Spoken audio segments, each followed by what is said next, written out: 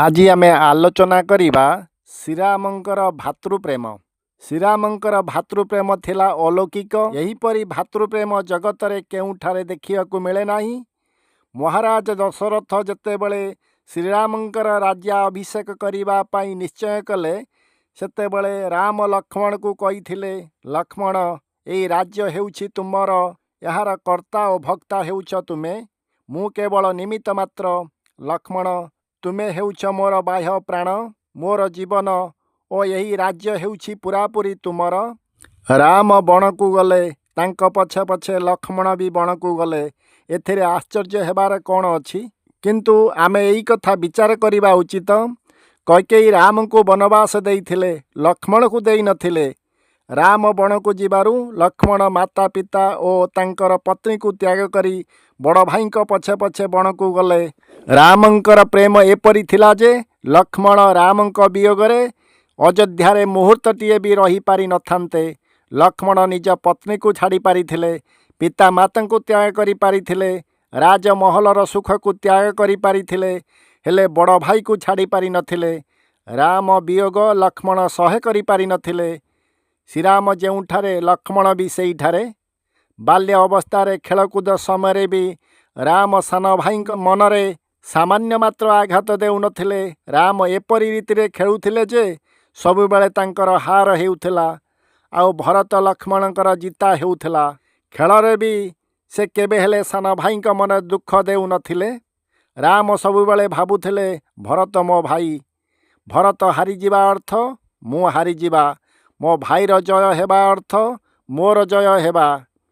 राम कौशल्या माता को कहती, माँ भाई भरत सान हेले कौन हेबो, खूब हुशियार। आमे जते बेले खेलुथिलु मु हारिगली आउ मो भाई जीतीगला। यह शुणिला बेले भरतंकर आखि जकेई आसे। से माँ को कहिला, माँ मो बड़ भाई मते खूब भल पाती, तेणु से जानी जानी हारी जाती, मते जिताई दियंती। श्रीराम जगत को भातृप्रेमर आदर्श देखाइछंती। कैकेयी जेतेबेले श्रीराम को बण को जीवा पाई कहिले आउ भरत राज सिंहासन रे बसिबे बोली घोषणा कले, सेतेबेले मो भाई भरत राजा हेबो बोली जानी श्रीराम खूब आनंद लाभ करिथिले। सेतेबेले राम कैकेयी माता को कहिथिले, माँ मोर राजा हेबाकू आदौ मन नाही, मो भाई भरत सिंहासन रे बसु, से राजा हेउ, से खुशी रे रहिले मते भल लागिबो। भाईर सुख हेउछि मोर सुख, भाईर दुख हेउछि मोर दुख, मु आजीवन बणरे रहिबा पाई प्रस्तुत। श्रीरामंकर प्रेम भाव जेपरी भरतंकर मध्य प्रेम भाव ठीक सेही भली।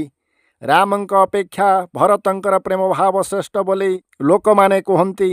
भरत कहती, सिंहासनर मालिक मोर ज्येष्ठ भाई, मु तो तांकर सेवक मात्र। सिंहासन मिलिला मात्र भरत ता ग्रहण कले नाही। सिंहासन रे से चरण पादुका थोई देई निजे तप करिबारे लागिले। महात्मा माने एहीपरि कहती जे रामंक तपश्चर्या अपेक्षा भरतंकर तपश्चर्या थिला महान। राम बणरे तप करुथिले, एथिरे आश्चर्य हेबार किछि नाही। भरत तो राजमहल रे तप करुथिले। बणरे तप करिबा सरल, राजमहल रे अथवा घरे रही तप करिबा कठिन कथा। आमे जदि आम सान भाई को बहुत प्रेम करिबा तेबे सेमाने आमको गाढ़ प्रेम देबे। आमे सान भाई सहित कपट आचरण कले दिने ना दिने सेमाने आम सहित निश्चय कपटता करिवे। दुईंक ठारे एक ईश्वर अछंती, केवल शरीर हेउछि पृथक पृथक, किंतु प्रत्येक शरीर रहिथिबा ईश्वर तत्व हेउछि एक। जगत रे राम राज्य किपरि प्रतिष्ठित हेबो ता परमात्मा ही जानती। आजी तो राम राज्य हेबा परिवर्ते सर्वत्र कामर साम्राज्य विस्तार लाभ करि सारिछि। जे पर्यंत मनीषर छाती उपरे काम आउ स्वार्थ चढ़ी बसिथिबो से पर्यंत राम राज्यर संभावना ही न थाए। आमे आम घरे राम राज्य आनी पारिबा। बड़ भाई राम होई पारिले सान भाई निश्चय भरत बा लक्ष्मण होई पारिबो।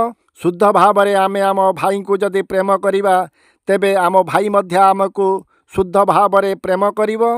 किंतु आजिकाली तो बड़ भाई रावण भली और सान भाई कुंभकर्ण भली ये भली अनेक लोक अछंती। सेमाने अन्य लोकंक सहित खूब प्रेम संपर्क रखिथांती।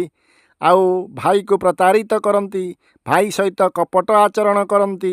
କଳିଯୁଗର ଏହା ହିଁ ମହିମା। ମଣିଷ ପରଲୋକକୁ ପ୍ରେମ କରେ, ହେଲେ ନିଜ ଭାଇ ସହିତ ନୁହେଁ।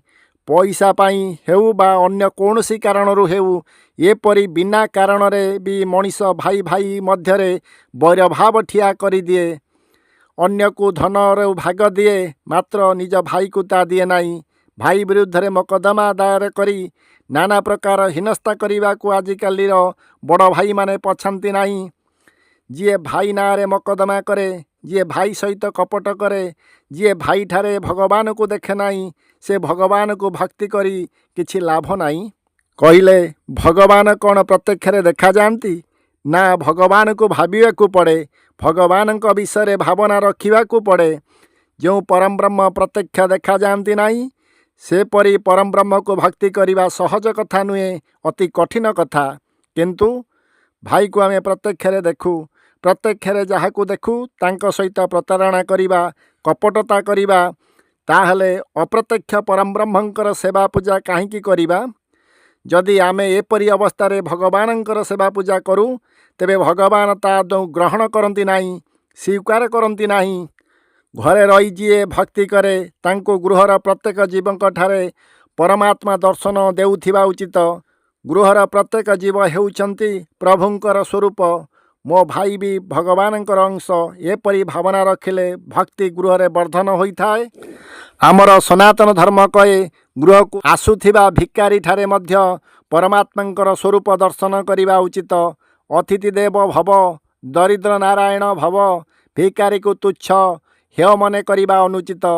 ଗୃହରେ ଥିବା ପଚାସଢ଼ା ବ୍ୟବହାର ଅନୁପଯୋଗୀ ବସ୍ତୁକୁ ଭିକାରୀକୁ ଡାକି କୁଷ୍ଠାର୍ପଣ କରାଉଥିବା ଲୋକ ଅନେକ ଘରେ ଦେଖାଯାଆନ୍ତି। ଏପରି କରିବା ଅନୁଚିତ।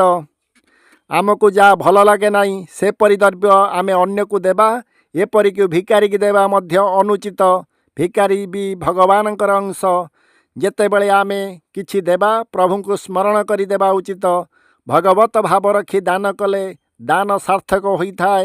ଦାତା ଗ୍ରହୀତାକୁ ନିଜଠାରୁ ବଡ଼ ମନେ କଲେ ଓ ଦାନର ନିଷ୍ଠା, ଆଗ୍ରହ ଓ ସରଳତା ଥିଲେ ଦାନ ସଫଳ ହୋଇଥାଏ। ଭିକାରୀ ଭିକ ମାଗିବାକୁ ଆସେ ନାହିଁ। ଭିକାରୀ ଘରକୁ ଆସି ଆମକୁ ଅମୂଲ୍ୟ ଉପଦେଶ ଦେଇଥାଏ। ପୂର୍ବ ଜନ୍ମରେ ଯିଏ କାହାକୁ କେବେ କିଛି ଦେଇନଥାଏ, ସେ ହିଁ ଏହି ଜନ୍ମରେ ଭିକାରୀ ହୁଏ। ଭିକାରୀ ଅବ୍ୟକ୍ତ ଭାଷାରେ କହେ, ମୁଁ ପୂର୍ବେ କାହାକୁ କିଛି ନିର୍ମଳ ମନରେ ଦେଇନଥିବାରୁ ଆଜି ମୋର ଏହି ଦଶା। ତୁମେ ଯଦି ନ ଦେବ, ତେବେ ତୁମର ଦଶା ମଧ୍ୟ ମୋ ଭଳି ହେବ। ତେଣୁ ଭିକାରୀଠାରେ ଆମେ ଭଗବତ ଭାବ ରଖିବା ଉଚିତ। ପରମାତ୍ମା କେତେବେଳେ ଭିକାରୀ ରୂପରେ, କେତେବେଳେ ସାଧୁ ବ୍ରାହ୍ମଣ ଓ ସନ୍ନ୍ୟାସ ରୂପରେ ଗୃହକୁ ଆସିଥାନ୍ତି। ସେତେବେଳେ ଜୀବ ପ୍ରଭୁଙ୍କୁ ଚିହ୍ନି ନ ପାରି ହତାଦାର କରେ। ଭଗବାନଙ୍କୁ ଏହା ଖୁବ୍ ଖରାପ ଲାଗେ। ଜ୍ଞାନୀ ପୁରୁଷମାନେ କୁହନ୍ତି ଯେ ଈଶ୍ୱରଙ୍କର ସେପରି କୌଣସି ନିର୍ଦ୍ଦିଷ୍ଟ ରୂପ ନାହିଁ। ବୈଷ୍ଣବ ଭକ୍ତ କୁହନ୍ତି, ଜଗତରେ ଆମେ ଯେତେ ରୂପ ଦେଖୁଛେ, ସେ ସମସ୍ତେ ହେଉଛନ୍ତି ଭଗବାନ। ଏ ଜଗତରେ ଯେତେ ନାମ ରୂପ ଅଛି, ଯେତେ ଜୀବ ଅଛନ୍ତି, ସେ ସମସ୍ତ ହେଉଛନ୍ତି ଈଶ୍ୱରଙ୍କର ରୂପ। ଈଶ୍ୱରଙ୍କର କୌଣସି ନିଶ୍ଚିତ ରୂପ ନାହିଁ। ଈଶ୍ୱର ଅନେକ ରୂପ ଧାରଣ କରନ୍ତି। ପରମେଶ୍ୱର ଯେକୌଣସି ସ୍ୱରୂପ ଧରି ଆସିପାରନ୍ତି। ତେଣୁ ଆମେ କାହାକୁ ହେଲେ ତିରସ୍କାର କରିବା ଅନୁଚିତ। କାହାରି ସହିତ କପଟତା ରଖିବା ଅନୁଚିତ। ସମସ୍ତଙ୍କ ସହିତ ଭଗବତ ଭାବ ରଖିଲେ ଘରେ ରହି ମଧ୍ୟ ଭକ୍ତି କରି ହେବ। ଆମେ ସମସ୍ତଙ୍କୁ ସବୁବେଳେ ସମ୍ମାନ ଦେଉଥିବା ଉଚିତ। କାହାରିଠାରୁ କିଛି ପାଇବା ପାଇଁ ଅପେକ୍ଷା ନ କରି ସମସ୍ତଙ୍କୁ ପ୍ରେମ କରୁଥିବା ଉଚିତ। ହେଲେ କାହାରିଠାରୁ ପ୍ରେମ ବା ସମ୍ମାନ ଆଶା କରିବା ଅନୁଚିତ। ମଣିଷ ଅନେକ ଥର ପରୋପକାର କରେ, ମାତ୍ର ଲୋକମାନେ ତାକୁ ପଚାରୁନାହାନ୍ତି ବୋଲି ଭାବି ମନସ୍ତାପ କରେ। ଆମେ ଜାଣି ରଖିବା ଉଚିତ ଯେ ଲୋକମାନେ ଭଗବାନଙ୍କୁ ବି ପଚାରନ୍ତି ନାହିଁ। ରାମ ରାଜ୍ୟରେ ଲୋକମାନେ ରାମକୁ ବି ପଚାରି ନଥିଲେ। ମାନବ ହେଉଛି ପରମ ସ୍ୱାର୍ଥପର। ହେଲେ ପ୍ରଭୁଙ୍କୁ ଦୃଷ୍ଟିରେ ରଖି ଯେଉଁ ସତ୍କର୍ମ କରାଯାଏ, ପ୍ରଭୁଙ୍କ ଦରବାରରେ ତା ଅବଶ୍ୟ ଲିପିବଦ୍ଧ ହୋଇଥାଏ। ପ୍ରଭୁ ଏଥି ନିମନ୍ତେ ଶୁଭ ଦୃଷ୍ଟି ଅବଶ୍ୟ ଦେଇଥାନ୍ତି। ଏ ସଂସାରରେ କାହାରିଠାରୁ କିଛି ଆଶା ନ ରଖିବା ଉଚିତ। ମଣିଷ ସମ୍ମାନ ଚାହେଁ, ମାତ୍ର ସମ୍ମାନ ଦେବା ଜାଣେ ନାହିଁ। ଯିଏ ସମ୍ମାନ ଖୋଜି ବୁଲେ, ସେ କଦାପି ସମ୍ମାନ ପାଇବା ପାଇଁ ଯୋଗ୍ୟ ନୁହେଁ ବୋଲି ଜାଣି ରଖିବାକୁ ହେବ। ସମସ୍ତଙ୍କୁ ମାନ ପ୍ରଦାନ କରୁଥିବା ଉଚିତ। ମାନ ଦାନ ସବୁଠାରୁ ଶ୍ରେଷ୍ଠ ଦାନ। ଆମେ କାହାକୁ ବି ତିରସ୍କାର କରିବା ଉଚିତ ନୁହେଁ। କାହାକୁ ସାମାନ୍ୟ ମାତ୍ର ଅପମାନ ଦେବା ଉଚିତ ନୁହେଁ। ଆମେ ଯଦି କାହାକୁ କେତେବେଳେ ପ୍ରତାରିତ କରିଥିବା, ତେବେ କେହି ନା କେହି ଆମ ସହିତ ଦିନେ ନା ଦିନେ କପଟତା କରି ଖୁବ୍ ହୀନସ୍ତାରେ ପକାଇଦେବ ବୋଲି ଜାଣି ରଖିବା ଉଚିତ। ଯିଏ କାହାକୁ କେବେ ପ୍ରତାରିତ ନ କରେ ତାକୁ ବି କେହି ପ୍ରତାରିତ କରନ୍ତି ନାହିଁ। ଆଜିକାଲି ମଣିଷଙ୍କର ଶାନ୍ତି ନଷ୍ଟ ହୋଇଯାଇଛି। ଏହାର କାରଣ ଛନ୍ଦ କପଟର ମାତ୍ରା ଅତ୍ୟଧିକ ବୃଦ୍ଧି ପାଇଛି। କିନ୍ତୁ ଯାହାର ବ୍ୟବହାର ଅତି ଶୁଦ୍ଧ, ତା ପାଖରେ କିଛି ନଥାଉ ପଛେ ସେ ସବୁବେଳେ ଶାନ୍ତି ଅବଶ୍ୟ ପାଇଥାଏ। ଆମେ ଯଦି ପ୍ରକୃତରେ ଶାନ୍ତି ଚାହୁଁଥିବା, ତେବେ ଧର୍ମ କରୁଥିବା ଉଚିତ, ଧର୍ମର ମର୍ଯ୍ୟାଦାରେ ସବୁବେଳେ ରହିଥିବା ଉଚିତ। ଶ୍ରୀରାମ ଆମକୁ ପ୍ରକୃତ ଧର୍ମ ଆଚରଣ କିପରି କରିବା ଉଚିତ ତାହା ଶିଖାଇ ଯାଇଛନ୍ତି। ଜୟ ଜଗନ୍ନାଥ।